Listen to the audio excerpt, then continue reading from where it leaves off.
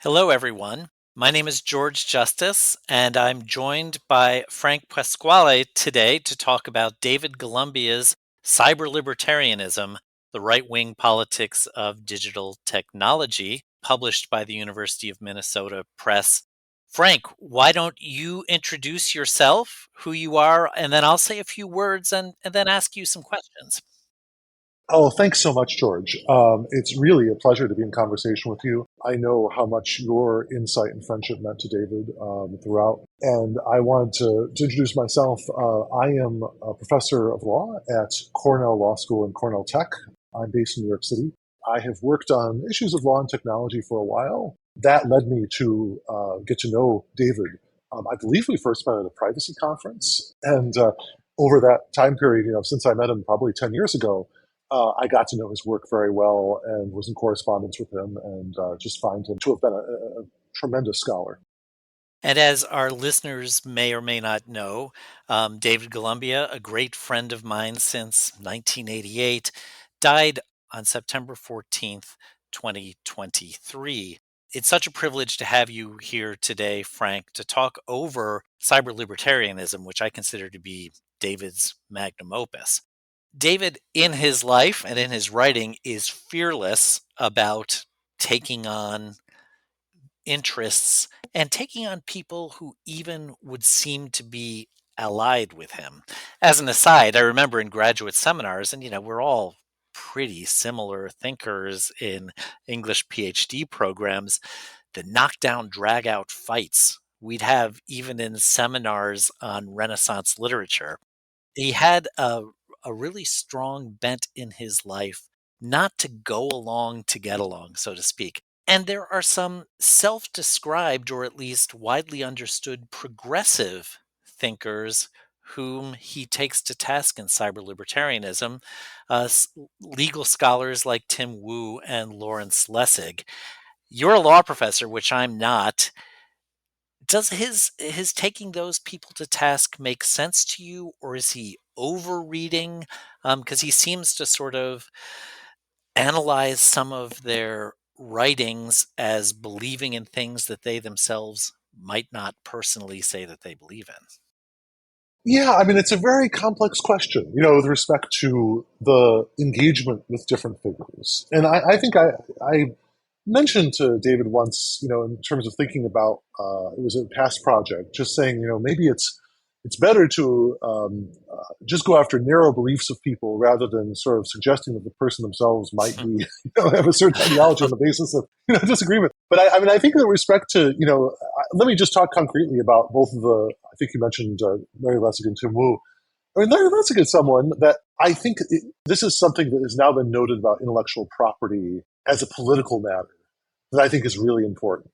So Lessig begins his career with this, or at least comes to prominence with this book called Code and Other Laws of Cyberspace, where essentially the idea is that he's worried that computer code is going to take on this somewhat authoritarian role in terms of controlling people's access to information, particularly controlling their access to intellectual property.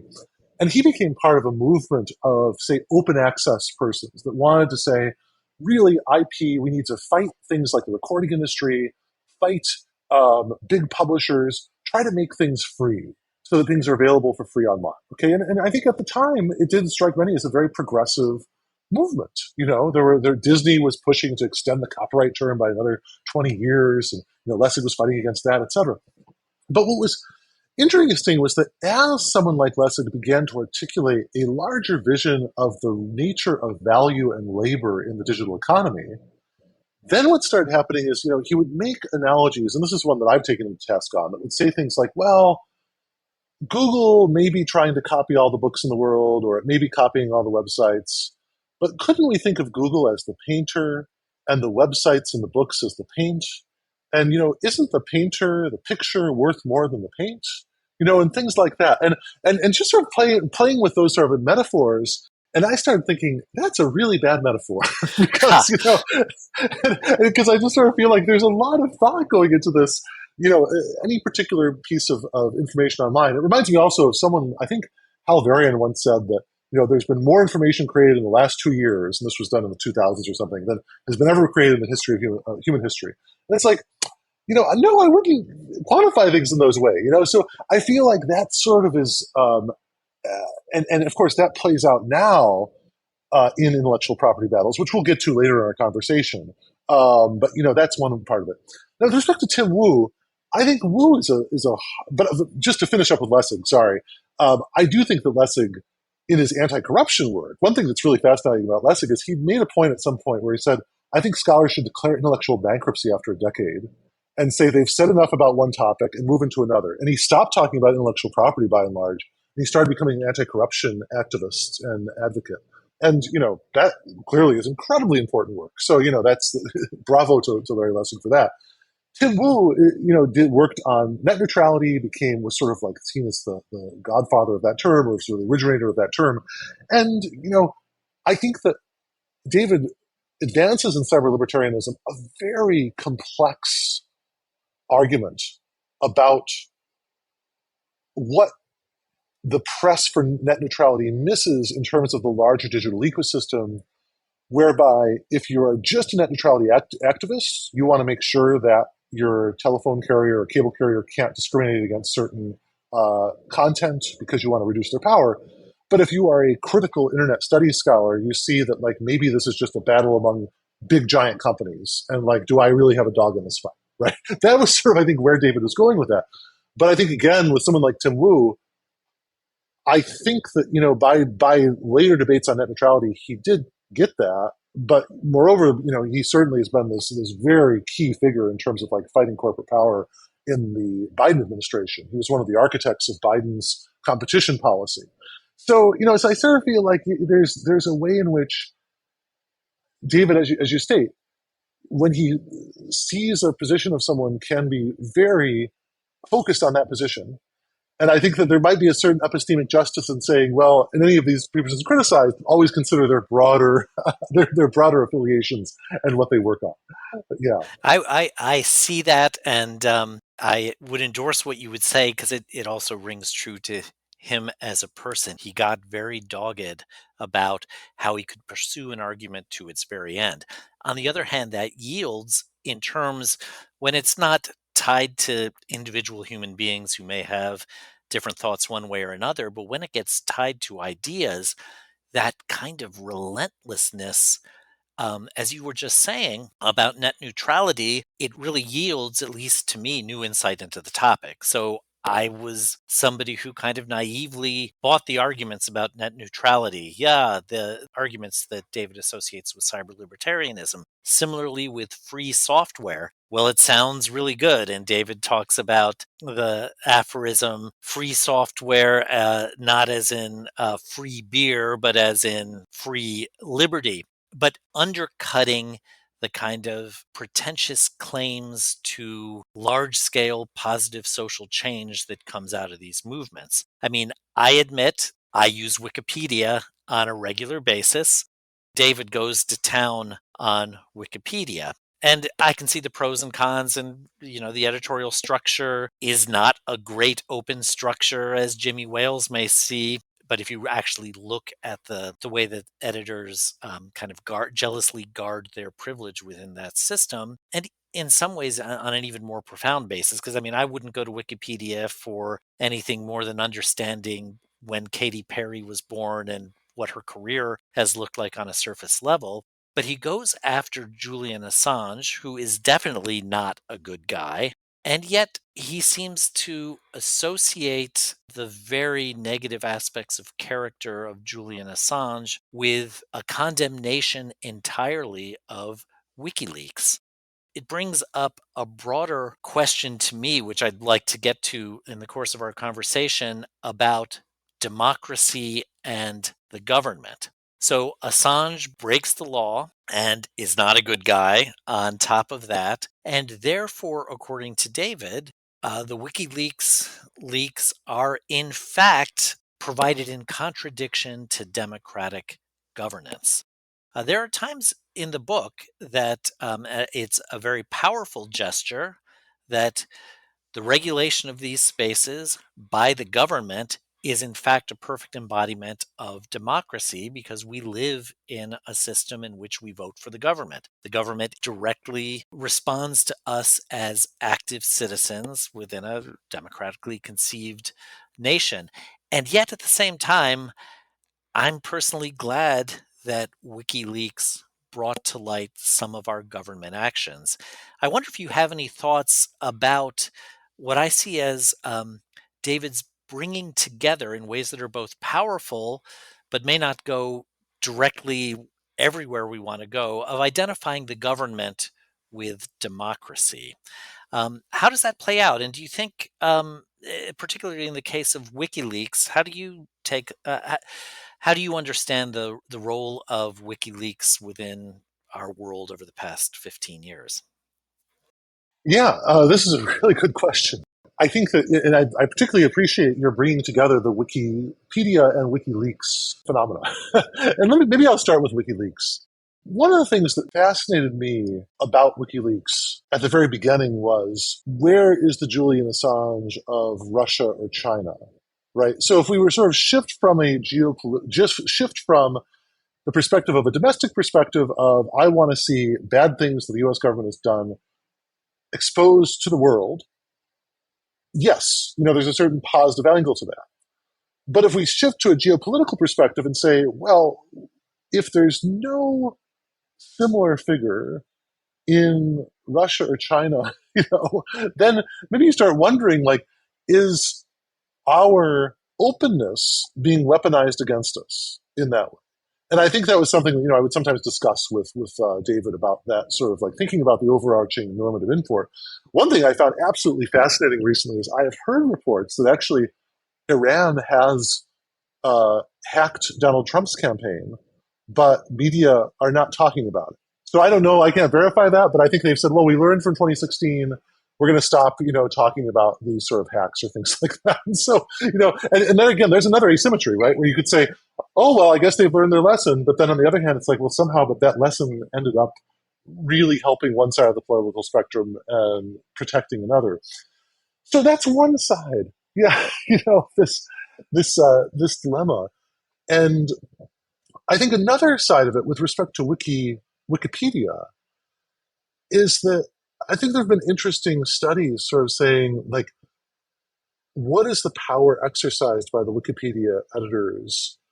How is this group developing? What are its emphases? If you compare it to a traditional encyclopedia, what's the nature of its emphases versus non-emphases? And finally, is it doing labor that ought to be compensated? Right. And that's another area where, to come back, this will be, I think, a thread of our conversation, where at first open access looked like, if you wanted to be sort of an anti-copyright or a copyleft type of position, that has many progressive aspects of it. I mean, Ha-Jun Chang has written brilliantly about how limiting copyright protection has allowed, or at least ways around it have allowed very important materials to get to developing countries. But on the other hand, if you take an absolutist position about it, then it looks like what an appropriation of the labor that goes into not only the writing of books, but the editing, all the other aspects, the editing, promotion, aspects of creating an intellectual ecosystem. And so to me, that is part of maybe an aspect of the cyberlibertarianism of David Golumbia's cyberlibertarianism book critique of Wikipedia. And also, yeah, just the idea of like, I've definitely seen concerns about there being not being a representative group of people that's editing it in a world where information is not simply being used to help edify people, but also there are information wars. There are battles over narrative, there are battles over different, how different events are represented. And if that's the case, then if you have this sort of like massive website that may have certain hidden agendas that are very hard to reveal, given its structure, given, anonymity of, certain editors, whatever it might be, that might be a concern, that one would have. And so, yeah, I think that you're right to note the double-edgedness of this, because we want whistleblowers to be able to report out problems. We want there to be a public website that has immense amounts of information, well organized in an accessible way. But we have to be cognizant of the problems that David recognizes with respect to the potential hidden agendas or biased agendas of those sort of entities. Well, and open access, free software, transparency, which is another word that David unpacks the use of in cyber libertarian dogma. Of course, we're all for transparency, but in many cases, the way that some of the corporate interests and the thinkers behind the corporate interests look at transparency, it is utterly a violation of privacy, of copyright, of rights of the individual as we have typically understood them. How do you see the relationship between transparency and privacy playing out in the book's arguments, but also in the way that our culture is developing? And I know you're an expert on AI, and it's been shocking to me the ways in which some of the things you just said about Wikipedia get ramped up in AI, which reflects the combination of information that's brought into it, and sometimes that information not being brought into it with the will of the people who actually created the words. The cyber libertarians trumpet transparency as an ultimate goal, and yet how does transparency get in the way of other values that we might hold dear in a democratic government? Terrific question. And just to start an answer, I'll make it really concrete, which is there was a proposal actually by a legal scholar who later played a role in the Trump administration that you would have complete transparency as to what all administrators in the administrative state were doing. You could have video cameras at their desk. You could have reports out. Yeah, right. Video cameras on the desk, reports out as to what every email that they sent from their work computer was. Imagine like a super FOIA that would be not only is there sort of an orderly process of releasing documents, but it's just a big dump of all the data that happened on any government computer any day, and no government business could be transacted except in that way. Now, of course, that's sort of that's a reductio ad absurdum. But even some more common demands for transparency have been critiqued by legal scholars. Like David Posen of Columbia has written a great article called "Transparency's Ideological Drift," and he's saying in that article that in the '60s there were a lot of progressive activists that were like saying we want to make big government more transparent. But nowadays, there are a lot of individuals that are trying to make the demand for transparency or weaponize it to discredit ordinary governmental functioning. Imagine, for example, again, like in a vote counting context, someone says, I want to know the names and addresses and phone numbers of all poll workers in a given area. I want to publish that for everybody, right? Now, on the one hand, maybe it's good that we know who all the poll workers are.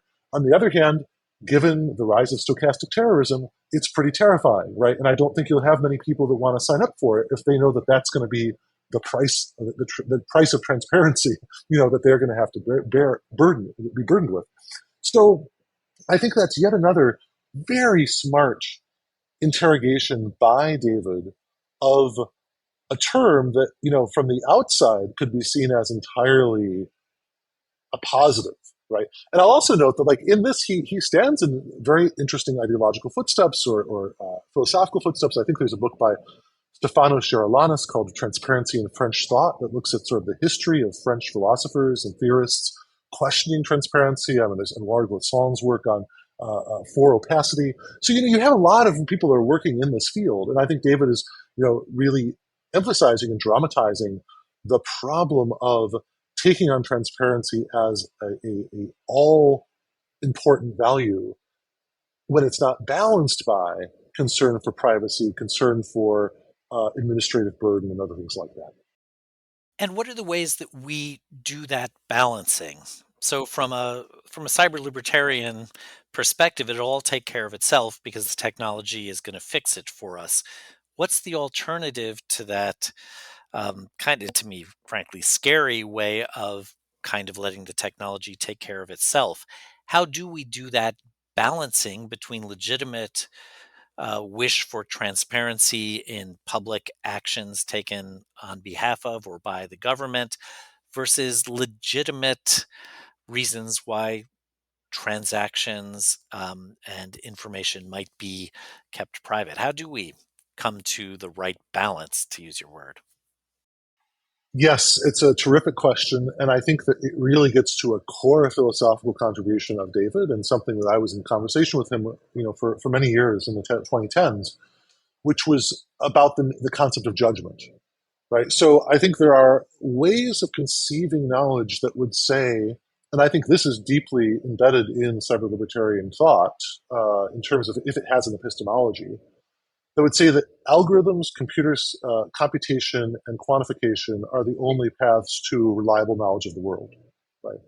Versus judgment, right? And judgment is going to involve sometimes narrative modes, more reflective, qualitative modes of inquiry that would do things like say, well, we're going to consider the balance of interests on either side with respect to how much transparency do we demand and how much opacity do we permit to, say, given governmental authorities or others.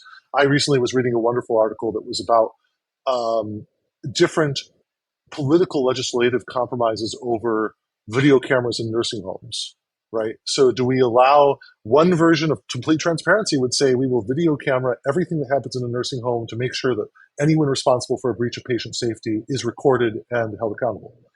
But that also is really violative of people's privacy, not least the people living in the nursing home, right? And so we have to sort of think about, when is it reasonable? Like, do we have controls where someone can turn it off? The person who's in the room, who's the resident, can turn it off at any time, versus the person who's, say, working there could turn it off with permission or with a justification or something along those lines. Those are the sorts of things that I think are these judgments where we reason together about a problem from a diverse array of normative authorities and guidelines that we may develop, we may draw from the humanities, from philosophy, from social science. That sort of judgment, I think, is critical, and a lot of, and I think David recognizes that, and I think at its best, his work exemplifies that type of judgment, where he's calling for those types of reasoning together in a political context that is never going to be reducible to an algorithm, but which nevertheless is trying to, in a context sensitive way, do justice to the rival claims of individuals in a given setting.